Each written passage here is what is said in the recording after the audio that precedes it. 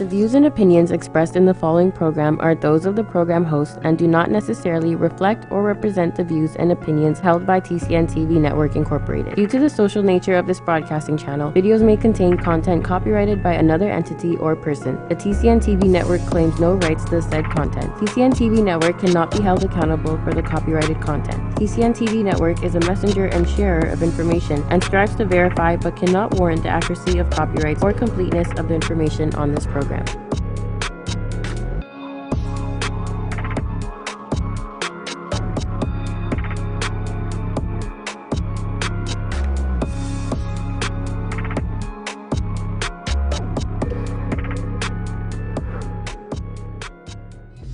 About you, but through Christ I can do all. Stand up tall with my left foot, post up on the wall. Easy if we fall in the streets, life can get hard. Streets used to be a lot different from what man recall.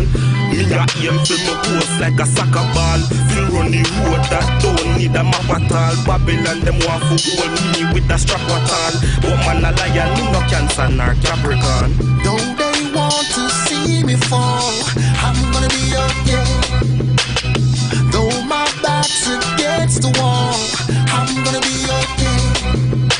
They fighting me now, I'm gonna be okay.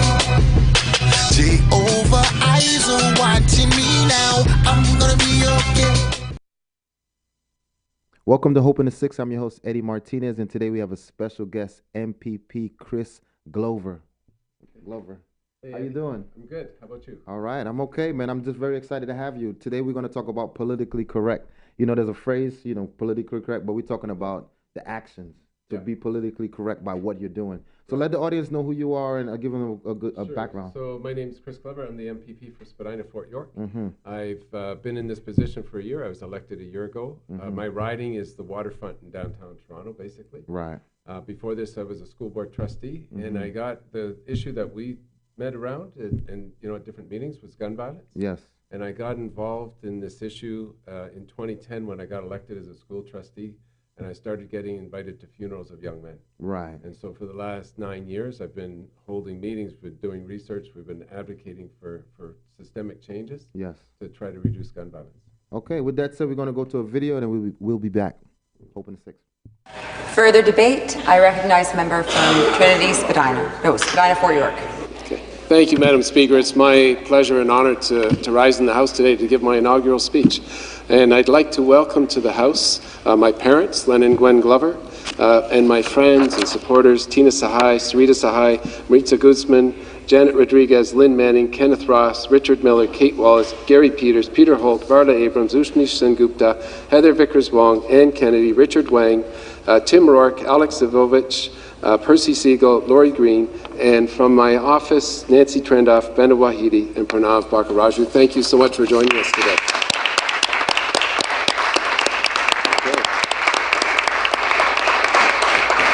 And I'd like to begin my remarks with a land acknowledgement. We are gathered today on the traditional territories of the Haudenosaunee, the Anishinaabeg, and the Mississaugas of the New Credit, and I'd like to acknowledge the ongoing and continuing presence of First Nations and Métis people on this land. And I'd just like to start with a bit of history, not too far east of my riding in the Lakeshore, where when they were building the Harris Water Treatment Plant about 100 years ago, they came across some footprints in the clay that were 11,000 years old. And there was a man and a woman and a child. And those footprints came from some of the very first human inhabitants in this part of the world after the ice had receded from the glaciers.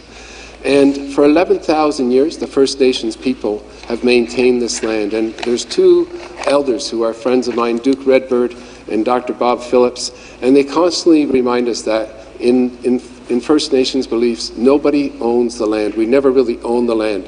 We're only caretakers of the land for the next generation. Well said, Mr. Glover. Nobody owns the land. That is very important to acknowledge and to say there. So yeah. So we're like guardians of the land. It's everybody's. We all belong here. Yeah, we're all keepers of the land for the next generation. It's that next generation we've got to be looking out for. Right, and that's very important. So I want to talk to me about that day. Your experience. How did you feel when you were elected? You were inaugurated. Talk to me about it a little bit. I actually I'm going to backtrack a little Okay, bit. that's So okay. in the early 2000s, Mike Harris was the premier. My kids were in elementary school, and he was making all kinds of cuts to schools. Mm-hmm. And I joined a parents group, and we started advocating for better funding for schools. Okay. And I did that, for years. For about 10 years, I was advocating for funding for schools. And finally, in 2010, I decided to run for trustee. Mm-hmm. And I got in as trustee, and I've still been advocating for schools, for education, but I expanded it as well. As I mentioned, I started advocating for an end to gun violence. Yes, yes. And I also Very started important. advocating for people with disabilities. Disabilities, yes. Through that role as trustee. So those are the three big issues that I've been an advocate for: education, gun violence, and people with disabilities. Right. And this is very important as well. We deal with the whole program deal with people that are offenders, that are Yeah. incarcerated and stuff like that. Yeah. So there's situation when they come back to society. Yeah. Education is important. Some of them, some people are incarcerated, have disabilities. Last week we were talking about elders with disability coming out to society, but they won't let them out on parole because there's nowhere to take them. Right. So there's a lot of different issues. Yeah. So it's we have an article called Cell Count that we read. Yeah. It's from prisoners, for prisoners. Yeah. So we voice their struggles on the inside. And one of the articles we're talking about, like older folks that are coming out disabled, but there's Yeah. nowhere to house them, so they stay instead of being let out on parole. So these things. So the show is really to bring awareness, Yeah. of what's going on the inside, and Yeah. also what people are doing on the outside. Yeah. So I definitely appreciate you for coming. I do want to go into gun violence, but I'm going to leave that a little bit. I want to talk about disability. Yep. Give me an idea of what are you doing exactly in regards to disability. So disability, I've got different groups that meet about once a month. And the disability group, a couple of years ago, we heard that the government was shutting down sheltered workshops. Okay. And these are mainly for people with intellectual disabilities. And we were asking, so what's the replacement? Like, if you're going to shut down those sheltered workshops, there were already inadequate places for people to go. And the issue that came up was, we need real employment opportunities for Right. people with disabilities. Right. The employment rate for people with disabilities in Ontario is about 55%. Right. Okay, as opposed to 80% for most people, Right. people without disabilities. And it doesn't have to be that way. There are states, the Washington State in the United States, Yes. they have 87% of the people with intellectual disabilities. Okay, in that's what I wanted to Washington ask about, State yes. have paid employment versus 26% here in Ontario. Right. So we have not supported our people Right. with disabilities to get jobs. Right. And if you don't have a job, you don't have the social network, you're stuck obviously in poverty. Yes. The ODSP is helpful, but Right. it's at a poverty level. And so Right. how do you actually get ahead if you've got a disability and how do we as a society address the huge unemployment rate among people with disabilities? Beautiful. I love that because even those that are committing crime, they're considered like mental health. That's a disability, right? So we have to now figure out a way how to serve them and how to protect them as well. And prevent crime.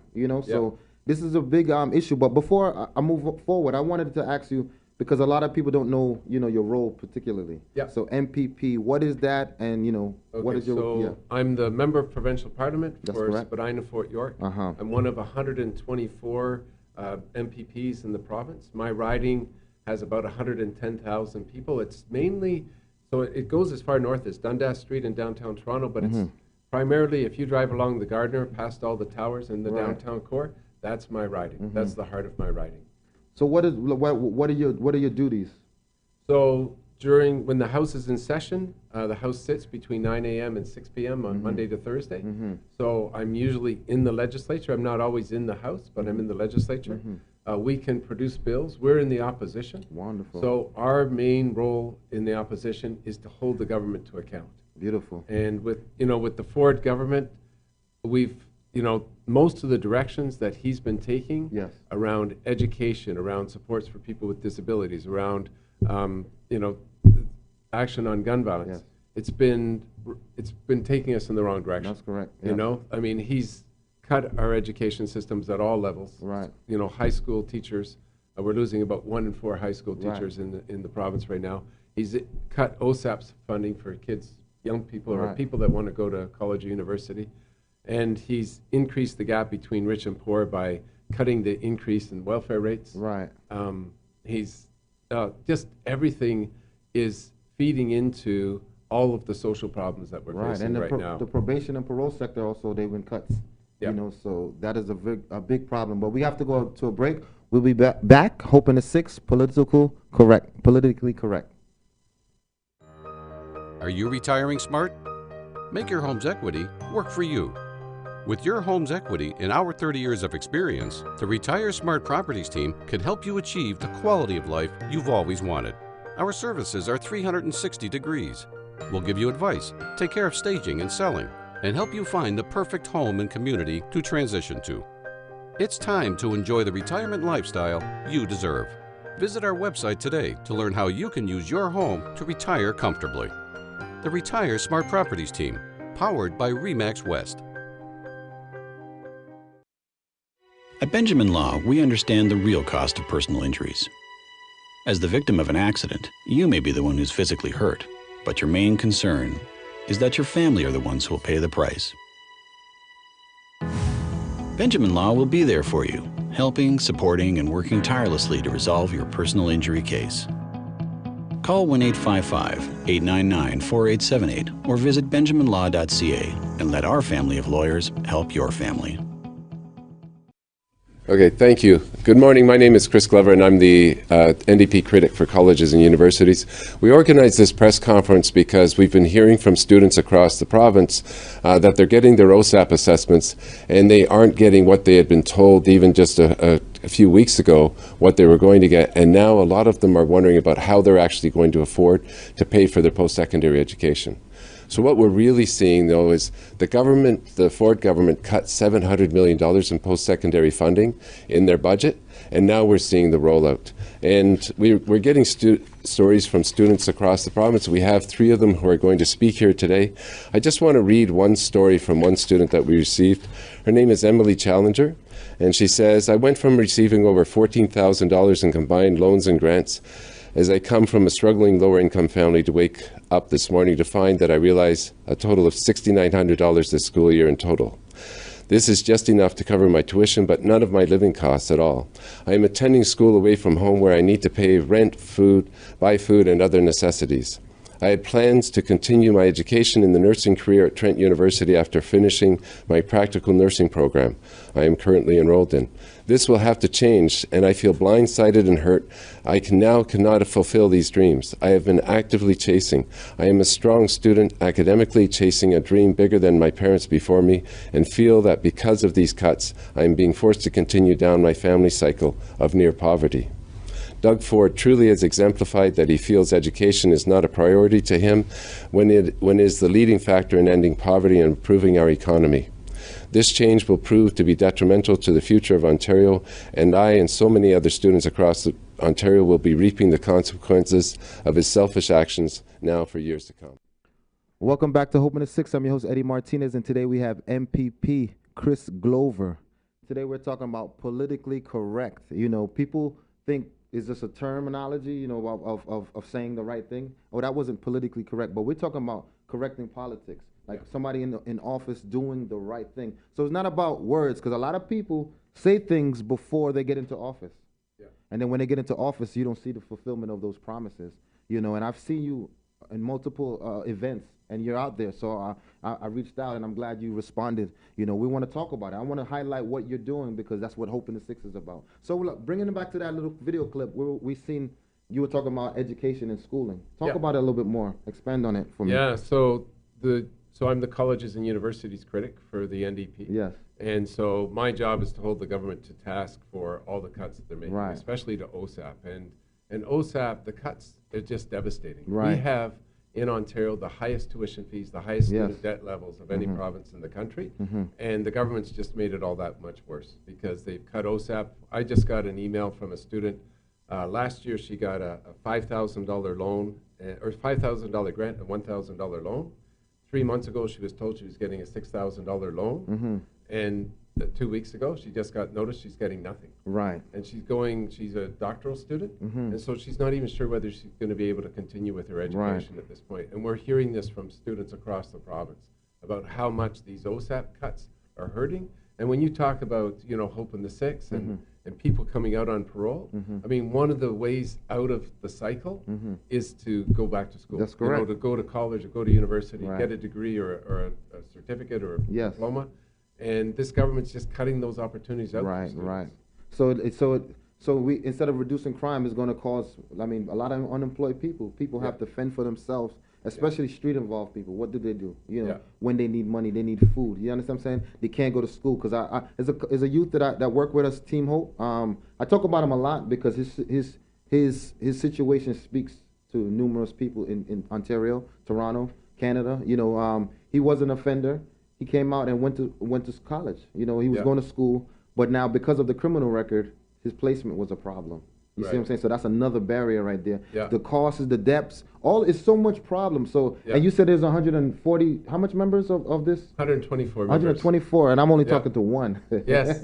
So I had 123 more to reach out to, because we really have to now connect and make a difference. So now so we know what the problem is now. How do you address it or critique it or whatever to now make a difference? What's the big thing to do is put public pressure. We do have a democracy, right? Yes. And in 3 years, Doug Ford's going to be up for, wanting to get reelected. Right. And right now, there's no chance he will be reelected. Like his polling numbers are so poor because of all the things he's done, not just to colleges and universities or, those college and university students. It's to the students with autism. It's all the kids going back to high school in a few weeks. They're going to be going to much bigger classes. They've got fewer courses than they did last year. There's fewer support staff in the schools. Like he's decimating these systems, and it's impacting people, and it's impacting people across the province. Right. And my role as a critic, is to expose what he's doing. That's right. So that the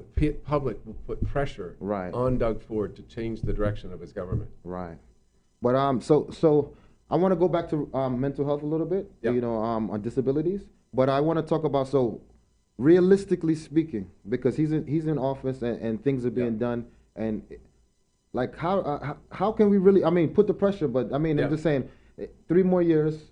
Like, can we really see change? We brought forward a private members bill. Yes. I brought forward a private members bill from the NDP, and we asked for the government to change all government loans, student loans for college and university, to grants, and to eliminate interest on existing loans. Okay. And the government voted it down, but it put out a different vision of how we can actually make university and college affordable for young people, for all people actually who need to go back, because you also need to go back and retrain. The economy's changing so quickly. Of course. Middle-aged people Updates need to go back and retrain. Technology and everything. Yep. Okay, so I really want to go back to mental health, disability a little bit, because I know we spoke before the break, and I want to make sure we just fully, talk about that a little bit. So when I was with this group that I've got that talks about gun violence, and we're trying to understand more deeply gun violence. One of the things that came through is very clearly people who live in communities where they're chronically exposed to gun violence suffer trauma. And when there's a shooting, it's not just the immediate family or friends that are impacted, it's the entire community. And when I've talked to people, like, I've come to realize the city of Toronto, and the 905 as well, it's divided into 2 cities. There's people who experience gun violence, and then there's people who just read about it in the media, right?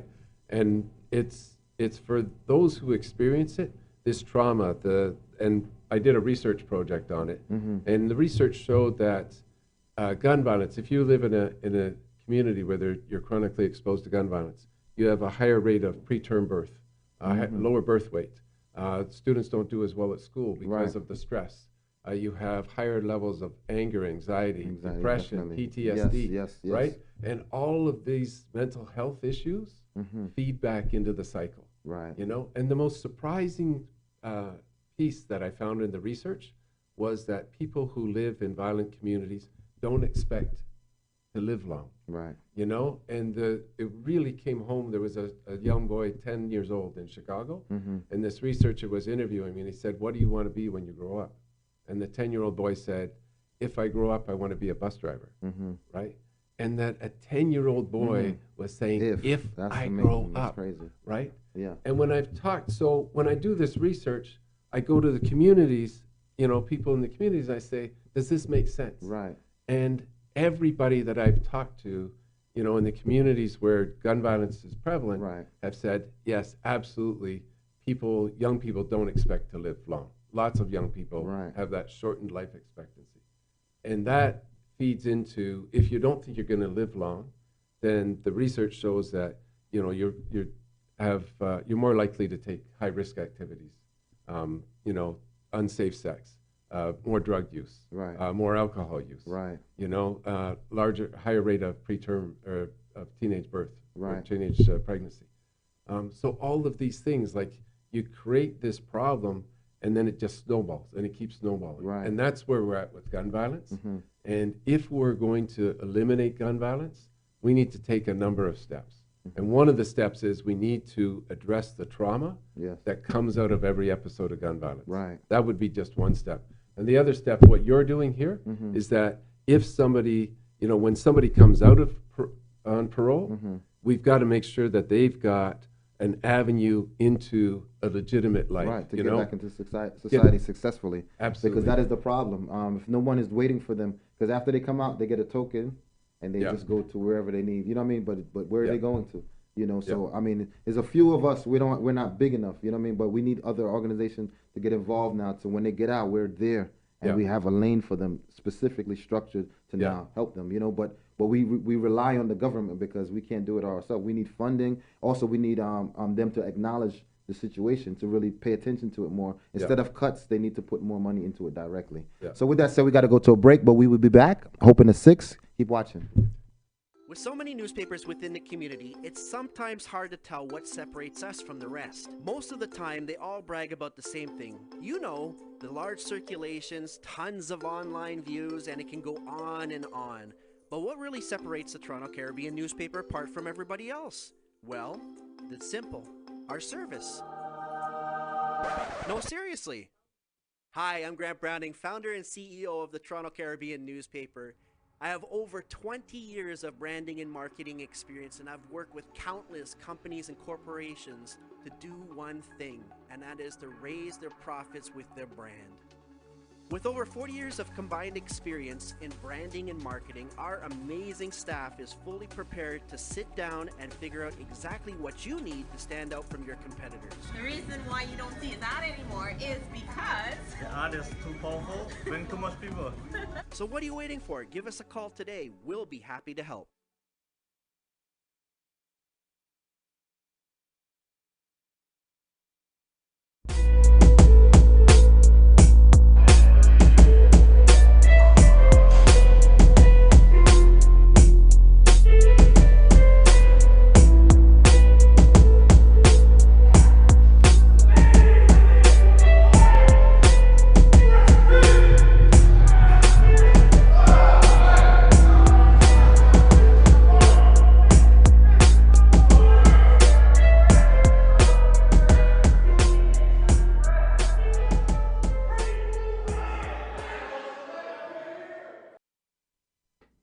Welcome back to Open to 6. I'm your host, Eddie Martinez, here with MPP Chris Glover.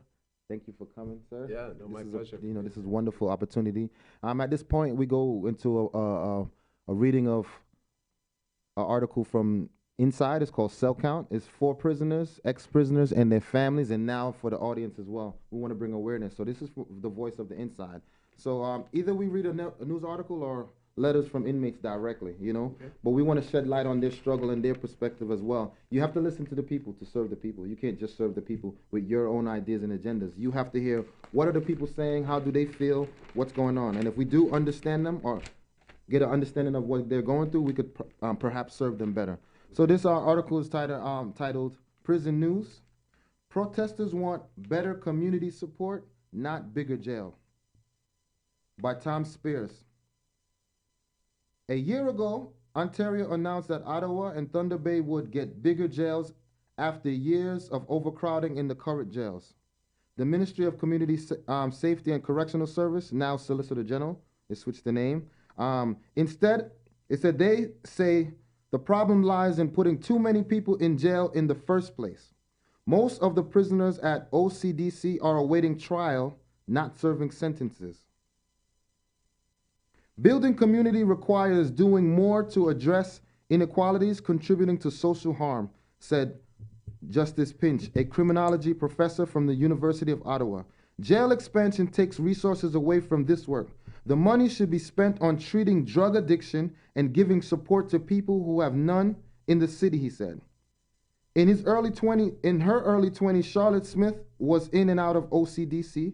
She was homeless and was taking drugs. Now 29, she's finished a degree at Carleton University and says that help through Ridue, Wood, addiction, and family services did what the jail could never do for her. There's a perception in society that criminals are bad people who do bad things, and they get what they deserve, she said. I didn't see bad, evil people in jail. I saw wives, mothers, daughters, people with families waiting for them on the outside, and some people who had not a single soul waiting for them or who cared about them. The jail did nothing to help overcome her life or living from crisis to crisis, she said. So this is powerful, you know, and shouts out to Tom Spears for this article. This is important because guess what happened? It's a reality. But my question now is, if this is going on for years and years, why are we not seeing? This is not like new. This is not like new evidence. This is not new facts, new truth. Everybody knows what's going on. Are we just turning a blind eye to it, or is not in the interest of the democracy, or I don't know? Explain to me a little bit. Like, why are we not really trying to find services? Because in jail, it's called a correctional facility. Mm-hmm. So you correct the problem. That's what I think, right? Yeah. So why isn't that correcting it, but it's actually causing more problems? You know, one of the things, since I became an MPP, I've expanded my, I've been able to talk with, ex-gang members. I've talked with prison guards. I've talked with police. And they all say the same thing about, I was really surprised, they all say the same thing about the jails. The jails they built in the late 90s, that the Mike Harris government, the super jails that they built, actually are feeding into the problem because they're larger, you're farther from your home community, and so your community becomes the jail. And they said, and to a person, every prison guard, every ex-prisoner that I've talked to, every policeman that I've talked to, said that more often than not, people come out worse than they went in. Of course. Yes. And so our system is not working. You're talking about corrections, like our system is not working. And I think it's somewhat just blindness on the part of government, and some of it is just carelessness. Like they just don't care. We're following the same pattern as in the United States. Even the chief of police in Toronto says we cannot arrest our way out of the gun violence problem. Right. Gun violence is a symptom of deeper social and economic issues. Which is true. That's true. Right. And if we don't solve those deeper social and economic issues, beginning with poverty and the gap between rich and poor, then we'll never solve gun violence. Okay. And we'll just keep building bigger and bigger prisons. And we're just going to, continue this cycle. I want to go over to a little segment called Bars for Bars. It's for those that are outside to say something encouraging for those on the inside. So bars in the music realm is like rap, lyrics, something dope, something that's hot, something fire. And sometimes they sing, do poetry, cover songs, or just something personally that they wrote. So we're going to go over to Jason Fresh, Bars for Bars. What's going on, everybody? This is Jason Fresh, part of the Hope Team. This is Bars for Bars, and we got Silverine. Sometimes in our lives, we all have pain. We all have sorrow, but if we are wise, we know that there's always tomorrow. Lean on me when you're not strong, and I'll be your friend. I'll help you carry on, for it won't be long till I'm gonna somebody to lean on. Open the 6, y'all. Shout out to Jason Fresh and Silverine for that wonderful cover, Lean On Me. Oh, we want to beautiful voice. We want to lean on each other, man. We can't do it. No one is an island. No one stands alone. We rely on. So inviting you here, I'm saying I'm relying on you. I'm saying you're in a place where you can now help us make a change.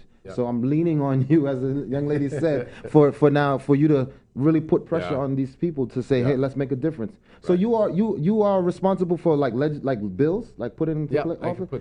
bills. Yeah. That's wonderful. That's power. So I appreciate you coming here. We need some bills now that could that redirect what's going on. You know, I want to address housing for a little bit because I mean, even not only those incarcerated, but those the more, because now where they're going to go to. What do you advocate in regards to housing? How are you doing that? So you know, we've got a number of crises. Yes. Right now, we've got an affordable housing crisis. Yes. We've got an opioid crisis. We've got a gun violence crisis. Yes.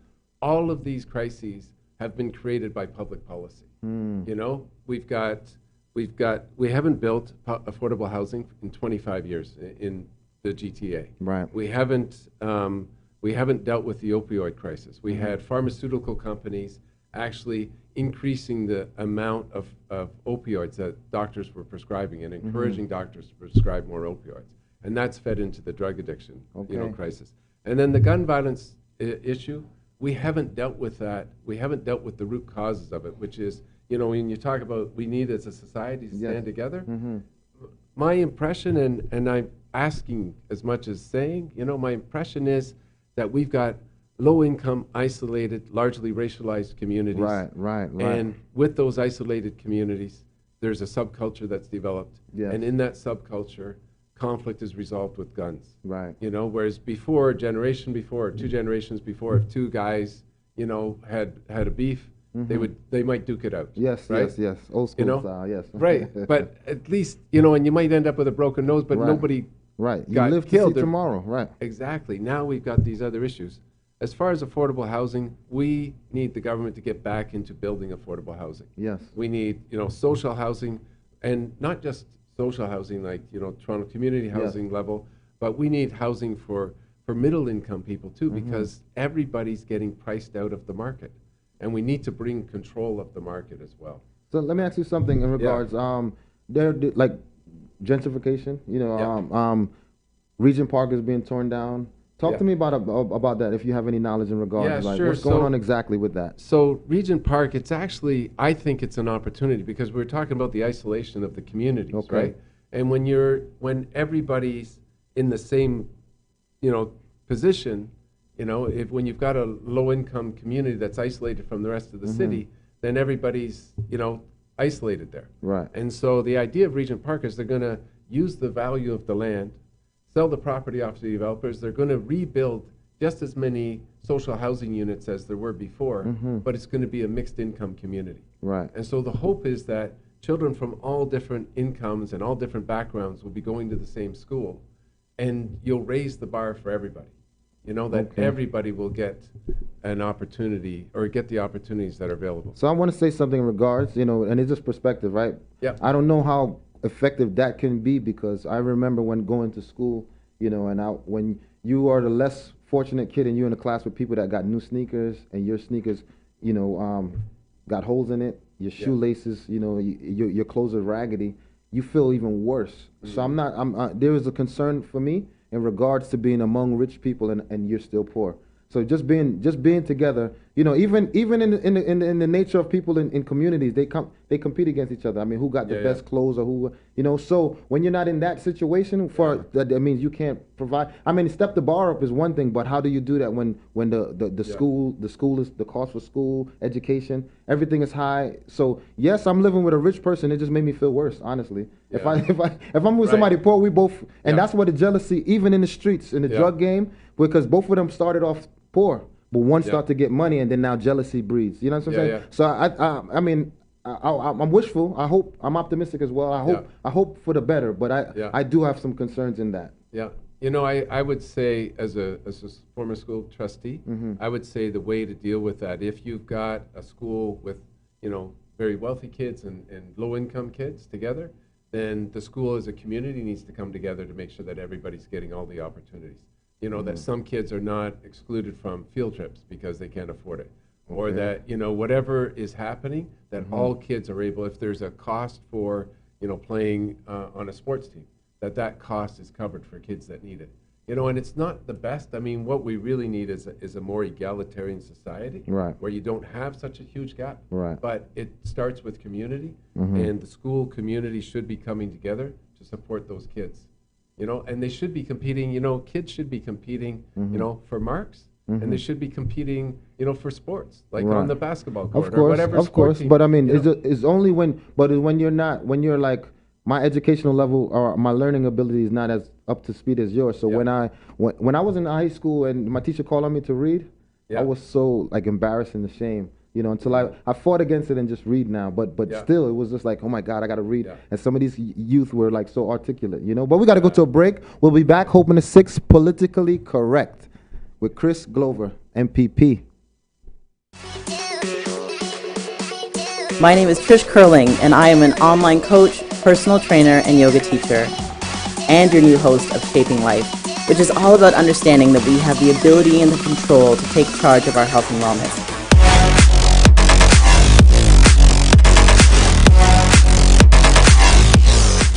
But we can't do it alone, and I can't wait to sit down with the best in the industry. Please tune in every Friday at 1 p.m. live here on the TCN Network.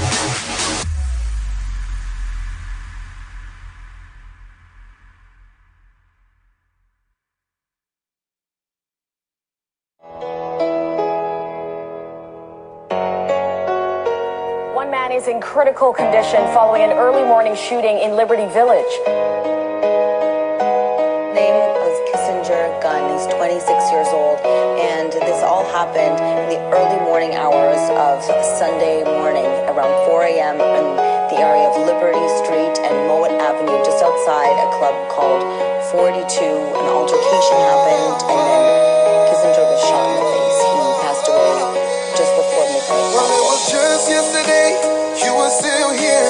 Now we say goodbye, gotta shed tears. Ever since a kid, you with you for years. Now we all miss you. Wishing you were here. Why you gotta leave so soon?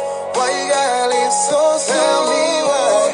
Why you gotta leave so soon? Why? Yeah. Why you gotta leave so soon? Why you got to leave? Welcome back to Hoping to 6. I'm your host, Eddie Martinez, and today we're talking about politically correct. That's today's topic of discussion here with MPP Chris Glover. Yeah, so that video, you were there, the raising of the flags. Shout out to Evelyn Fox, Communities for Zero Gun Violence. She lost her son, Kissinger Gun. His murder has still not been solved. We're calling for anybody to come forward who have any information in regards. We want to find justice. It was a raising of the flag. You were there. We were there at City Hall. That's when I first met you, and since then we've just been seeing each other in different events. But I want to talk about now getting a little bit more into gun violence.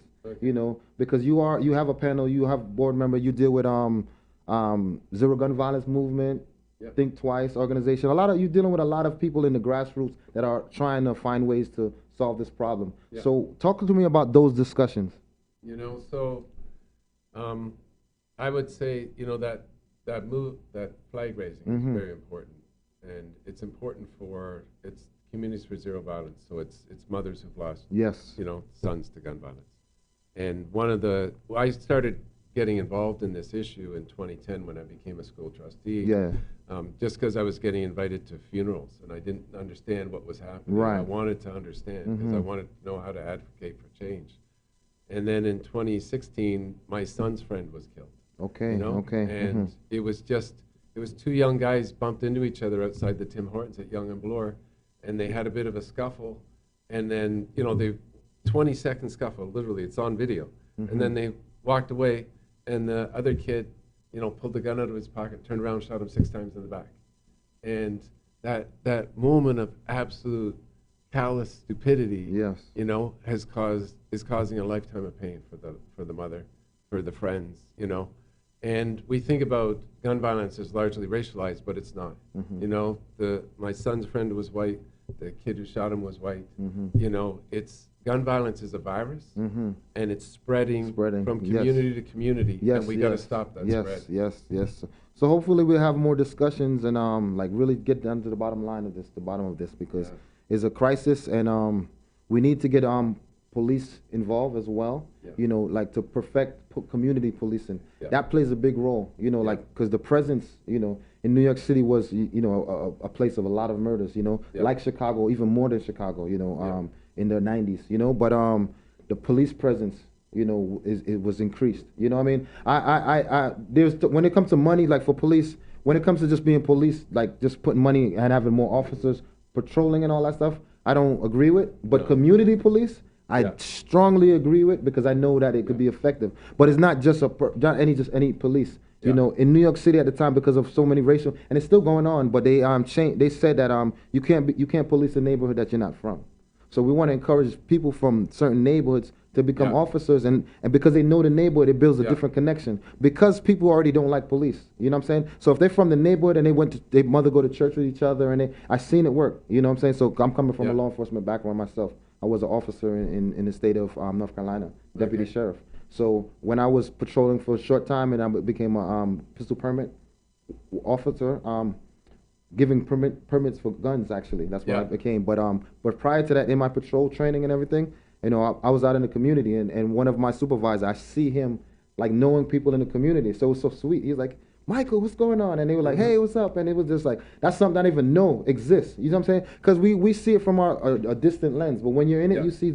So I'm like, oh my God, he knows people, and be a good boy, man. I'll talk to you. Tell your mom I said hi. That is the key. When I seen that, and that resonated with me. No, I'm no longer that, because I have a bigger calling, a bigger purpose. But I see where when you connected with families and mothers, it make a difference. You understand what I'm saying? But I do have to move on. I have a coworker. He knew you were coming on. He said, listen, please read this to this guy, this young man, and get it to him. He want to see change. So I said, I got to do it before the show goes. Okay. You know, and we're running out of time. So this is community impact. It says our organization, this is from a coworker, Glenroy Williams, and he have another person that he works with, Christian Bonady. So our mission is to relieve poverty with low-income communities by providing assistance with basic necessities of life. We are also focused on building positive relationships with members of the community in order to see them thriving and flourishing. So he currently works in the employment sector, but he have a proposal that he want to address those with criminal records, right? What is a record of good standing? That's his proposal. While there are many resources available to help assist individuals with minor criminal records, such as a government-issued pardon, certificates of good conduct, etc., these are not resources that do very much to help change an individual's situation in a reasonably timely manner. Because, you know, it takes a while for you get a criminal record clear. 10 years, up to 10 years and stuff like that. So that won't help a person. What'd you do in a 10-year gap? Like, what you do then? You get 10 years from now, okay, 30, when I'm 20, okay, so 30 years, I'll get a nice job. But right now, I might have to go back to crime and go locked up and extend that. I mean, it's a problem, right? So he said, according to the community impact, a record of good standing will be a document that can be obtained after a 2-year waiting period of being free of any criminal behavior. So this is just a record of good standing. They come out of jail or prison, and 2 years, no crime. Right. Can we do? They want something to be done to now help them in regard to the record that can now help them get a job. Right. You see what I'm saying? So that is now his proposal. He said it will assist an individual who has committed a minor offense, and these are not for serious offense, because that's a different category, right? Minor or less serious offense, obtain secure and stable employment. The document will provide a detailed information that shows an individual has been conviction-free, with no suspension or allegations of criminal behavior. In addition, the document will outline and show the following. The individual has been making a positive contribution to society, volunteering. Like you see substantial evidence that this person is trying to change his life. As I mentioned, the young man, Aaron, earlier, that he had a criminal record and he's trying to get back into school. So when you see somebody going towards positivity, don't make it harder for them, because it discourages them. Yes, we have some career criminals that will continue to do crime. You know, man, we have the different strategy, you have to work for them. But those that commit crime based off of necessity, right? I didn't have any money, so I went in the store, stole some Snickers and some cereal or something. They caught me, probation, criminal record, convicted, guilty. You know what I mean? I don't want to live like that. You know, I want to change. Can you help me? We need something now documented, and that's what he want to say, record of good standing, that says, okay, he have a criminal record, because when they pull up the criminal record report, oh, sorry, we cannot hire you. But this goes with it, and it says, like, if there's something now to say, listen, please give these young men a chance, or women, whoever it may be, individual a chance. And that's the proposal. I'm going to leave it with you so you can take a more detailed look at it. But what do you think in regards, just briefly? I mean, it sounds like a good idea. I've got to obviously take a look at it. I'll talk to Kevin Yarders, our critic for this area, and so I'll talk with him about it as well. He's an MPP from Brampton, an NDP MPP from Brampton. Yes. So I'll share that with him, and we'll have a meeting about it in the caucus, and we'll decide how this could move forward. Okay. So I want to thank you for coming on the show. I appreciate it. Not a lot of people want to come here because they think it's a hot seat. We're not here to condemn anybody or judge anybody. We just want to talk, have real conversations, and also show people that it's not just gun violence in Toronto. There are people that are trying to combat it. You understand? The news don't really highlight that. Only on occasions. 16 people got shot, so let's go. They respond. You know what I'm saying? Just like officers, now I'm not knocking officers as well, but officers respond to crime. They don't prevent crime. Yeah. You see what I'm saying? So if you're going to get more officers for responding, patrolling, is useless. But community officers make sense because they're building relationships, building trust, restoring. So we have a lot of work to do, but I thank you once again. Blessings to you. Hoping the 6th. Any last words? What would you want to say to anybody out there that the mothers are victims of crime? What would you say to them? Oh, man. So the mothers, there were a number of shootings, and there was a 16-year-old boy who was shot a week ago. And to the mothers, we just got to extend our prayers to them, and our good wishes to their families, And on the other side, we've got to absolutely do everything we can to make sure that this doesn't continue, that we stop this virus of gun violence. All right. Okay, with that, Hoping the 6th. Thank you for watching. Support positivity. Let it go viral. God bless you. Peace. Hoping the 6th. Okay. Blessings, my brother. Thank you for coming. Much. Yes. I walk through the valley of the shadow of death. I'm gonna be okay. I will fear no evil. That with my rod and my staff. I'm gonna be okay. Thou preparest a table before me in front of my enemies. I'm gonna be okay. Thou anointed my head with oil, and my cup runneth over. All on my shoulder, I'm a soldier, thought I told you. But with Jehovah, so nobody can test. Every day of my life, I'm blessed. Yes.